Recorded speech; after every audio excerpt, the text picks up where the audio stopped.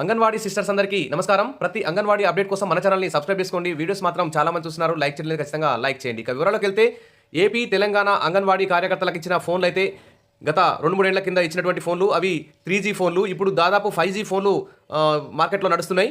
ఆ 3G ఫోన్లో network సరిగా ఉండక ఏదైనా యాప్లలో సమాచారాన్ని అప్లోడ్ చేయాలంటే అసలు తిరిగి గుండ్రంగా తిరగడమే సరిపోతుంది, కానీ ఆ డేటా మాత్రం తొందరగా అప్లోడ్ అయితే కావడం లేదు. దానివల్ల అంగన్వాడీ టీచర్లు అందరూ కూడా చాలా ఇబ్బందులు ఎదుర్కొంటున్నారు.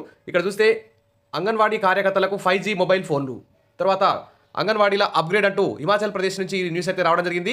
తర్వాత భారతదేశ వ్యాప్తంగా కూడా మినీ అంగన్వాడీలను అప్గ్రేడ్ చేసినట్టు కూడా కేంద్ర మహిళా శిశు సంక్షేమ శాఖ మంత్రి ప్రకటించారు. మరి ఇక్కడ చూస్తే హిమాచల్ ప్రదేశ్ ప్రభుత్వం అంగన్వాడీ టీచర్లకి 5G మొబైల్స్ అయితే అందజేయాలని నిర్ణయించిందట. అదేవిధంగా మినీ అంగన్వాడీలు కూడా మెయిన్ అంగన్వాడీలుగా మారుస్తున్నట్టు హిమాచల్ ప్రభుత్వం అయితే నిర్ణయం తీసుకుంది.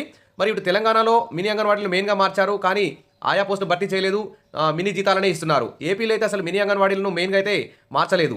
కాబట్టి వెంటనే అంగన్వాడీ టీచర్లకి 5G మొబైల్ ఫోన్లు ఇవ్వాలి. తర్వాత మినీ అంగన్వాడీలను అన్నింటినీ మెయిన్గా మార్చి ఆయా పోస్టులు భర్తీ చేసి మినీ అంగన్వాడీ టీచర్లకు మెయిన్ అంగన్వాడీగా జీతం కూడా ఇవ్వాల్సిన అవసరం ఉంది. అదేవిధంగా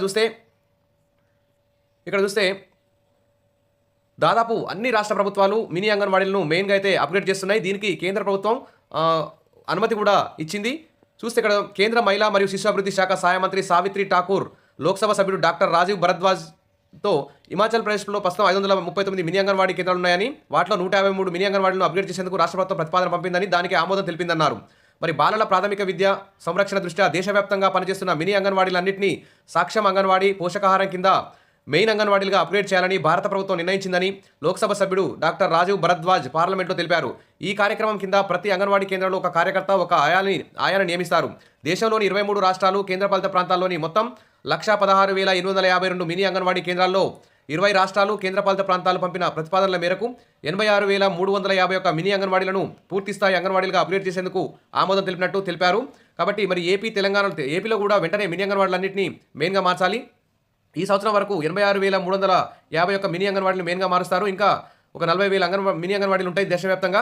కాబట్టి నెక్స్ట్ ఇయర్ వరకు దాదాపు మినీ అంగన్వాడీలు అనేవి ఉండవని కేంద్ర ప్రభుత్వం అయితే ప్రకటిస్తుంది. ఇది ఒక గుడ్ న్యూస్ అని చెప్పుకోవచ్చు. ఎందుకంటే నిరుద్యోగులకు ఆయా పోస్టులు లభిస్తాయి.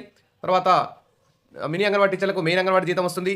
చిన్నారులకు కూడా మంచి ఫలితాలు అందే అవకాశం ఉంటుంది. విషయాల మరిన్ని అప్డేట్స్ కోసం మన ఛానల్ని ఫాలో అవుతుండండి. వీడియోస్ మాత్రం లైక్ చేయండి, మీ ఫ్రెండ్స్కు షేర్ చేయండి. Thank you.